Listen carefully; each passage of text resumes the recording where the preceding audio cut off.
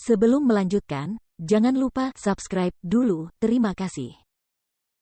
Bab 384 Kesopanan Api Kecil. Baiklah, aku akan pergi ke halaman, katanya sambil tersenyum sambil berdiri.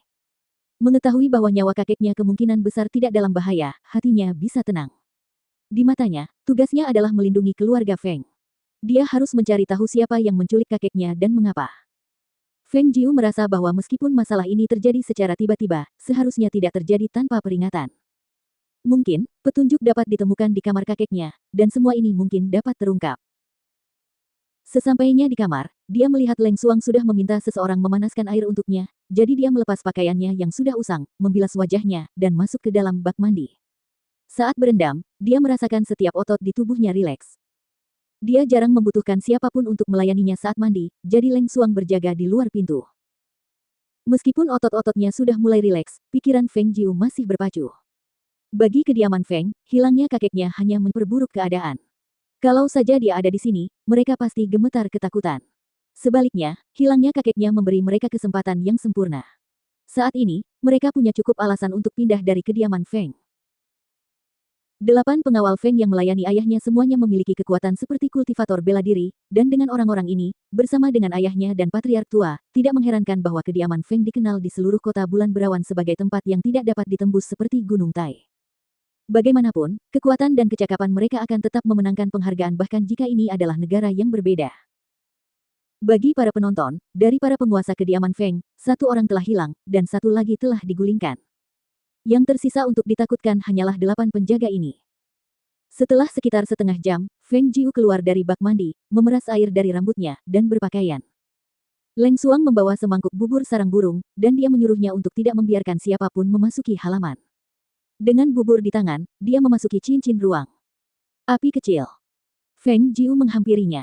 Mengetahui bahwa dia telah linglung begitu lama, dia terkejut karena dia tidak begitu senang melihatnya dan hanya menatapnya. Sambil mengangkat alisnya, Feng Jiu tersenyum dan berkata, "Setelah sekian lama, kupikir kau akan menerkam saat melihatku." Dia marah sekali. "Kamu tidak punya rasa malu," katanya sambil menatapnya dengan lebih malu daripada marah. Melihat wajah merah jambu kecilnya dan dua mata hitamnya yang menatapnya seperti itu, dia tidak bisa tidak memperhatikan betapa lucunya dia. "Bagaimana mungkin aku tidak punya rasa malu?" tanyanya sambil menyeringai. "Lihatlah dirimu, datang ke sini dengan pakaian seperti itu. Kau bahkan belum merapikan jubahmu." Lidah si api kecil tercekat. Wajahnya mulai memerah, dan saat dia menatapnya, matanya mulai mengembara, melirik ke bawah pada pakaiannya yang terbuka dan sosoknya yang samar-samar terlihat. Meskipun dia adalah binatang suci, dia memiliki naluri laki-laki. Baginya untuk datang ke sini tanpa malu-malu, dia merasa sedikit malu untuknya. Mendengar ini, wajah Feng Jiu menjadi pucat, sedikit demi sedikit. Dia menunduk melihat pakaiannya dan tertawa terbahak-bahak. "Dasar anak kecil yang nakal," katanya, "kau hanya binatang buas, dan tidak peduli apa yang kau lihat." Dia mengedipkan mata padanya dengan menggoda, sengaja menggodanya, dan melihat wajah malu-malu api kecil mendidih karena marah. Dia tidak bisa menghilangkan rasa berat hatinya. Bingung, api kecil menyilangkan lengannya di depan dadanya, memejamkan matanya, dan mengabaikannya. Baiklah. Aku hanya bercanda denganmu. Aku baru saja keluar dari bak mandi dan masih mengeringkan diri di rumah. Tidak ada yang salah dengan mengenakan sesuatu seperti ini di kamarku sendiri."